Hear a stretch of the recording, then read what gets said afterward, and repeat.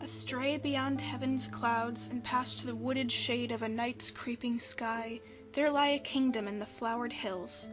The fields and mossy stone walls hold the presence of magical beings, humans, elfin and tall, animalistic or of legend, and the heart of them each keeps their home in the wake of light.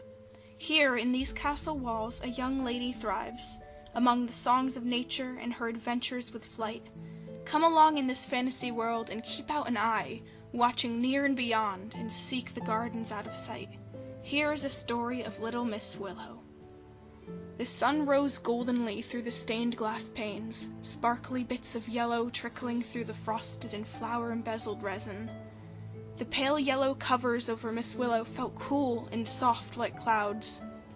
In the midst of a peaceful smile, and the cool air fell upon her eyelashes, a pair of thin arms squeezed her tightly around the waist as she was hoisted up. "Oh, sweetheart, you've got stronger since the last time you've lifted me. Careful of your arm, you were too quick last time," she remarked. Looking up was her lover, Louis. His pale ginger waves glimmered with the morning sun, and he stood smiling sweetly and then looked down at his hand, wrapped in a thin cloth made by Willow.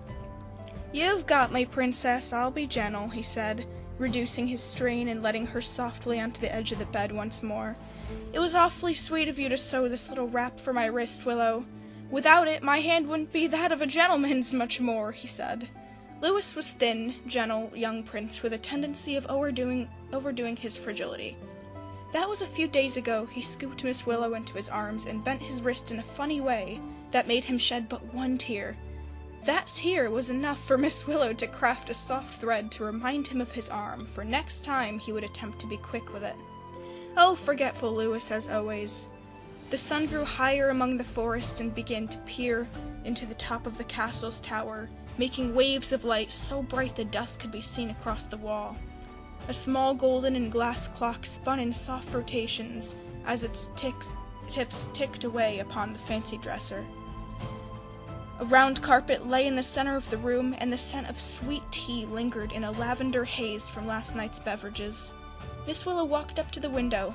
Its tall stained and frosted points gleamed like the inside of a church building, and she pulled open the pastel patchwork cloth as it slid aside, revealing the courtyard beneath the two of them. Pear trees lined among the soft, thick grasses, and the cottage stone walls filled with tiny ferns and moss lined the countryside imperfectly, as its multiple-sized stones piled somehow strategically and steamed with perfection. Miss Willow stared through the window. The small chickens flapping about in the tall grass looked gleeful to her, and the small kids and creatures playing together beyond the hill were lively. A short feline stood against the brick wall of a house and sang ballads, and even an elven figure strolled past a market as a crazed furry figure picked at its pocket and held the golden coin it snatched to the sun, smiling mischievously. Some folks stood on little wooden stools under the trees and picked the fresh apples and shared them among one another. Occasionally, a young kid would crouch forward and steal an apple from the baskets laid out every 10 feet and quickly scurried away with his friends. The morning in the kingdom was always gorgeous and made Miss Willow feel so serene inside her little tower. A pointy chin suddenly laid upon her shoulder, and she was embraced with a warm hug from her loved one. His hair was long and untied today as it tickled her neck. "Princess, would you like to go on a morning stroll to gather the eggs today?" he spoke to her. "The merchant should be coming by to collect them soon. Perhaps we could pick ourselves the perfect two." After that, she stepped out from the window and slipped on her moccasins, and the two of them headed out the door together, arm in arm and hand in hand.